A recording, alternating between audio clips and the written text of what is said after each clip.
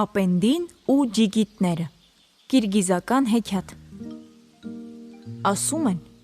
ապենդին ունենում է չի ունենում, մի գառնուկ է ունենում։ Նա լավ է պահում իր գառնուկին ու մի լավ չաղացնում է։ Մի օր ապենդիի մոտ են գալիս մի քանի ջիգիտներ։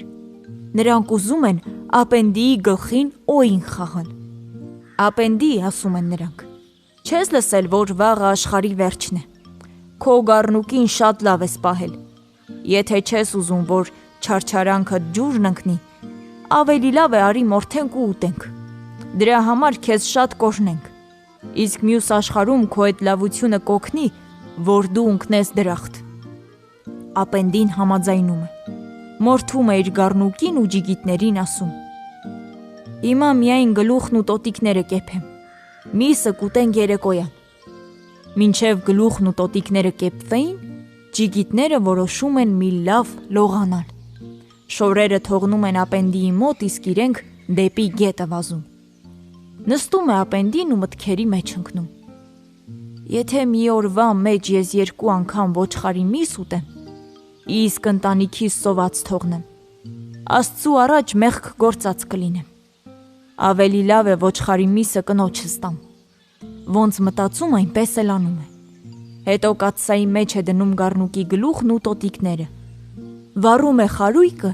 և որպեսզի իրեն նեղություն չտա փայտ բերելու, կրակի մեջ է գցում ջիգիտների հագուստները։ Ջիգիտները ետ են գալիս ու տեսնում են, որ ոչխարի միսը չկա։ Ապենդի, միսն ուր է, հարցնում են նրանցից մեկը։ Տուն տարա ու տվեցի կնոջս։ Եթե ինքս ուտեմ, իսկ ընտանիքիս սոված թողնեմ, վաղը Աստծո առաջ ինչ պատասխան պիտի տամ, ասում է ապենդին։ Ջիգիտներն ափսոսում են, որ առանց ոչխարի մսի են մնում, ու ասում են. Դե լավ, որ այդպես է, մեջտեղ բեր քո գառնուկի գլուխն ու տոտիկները։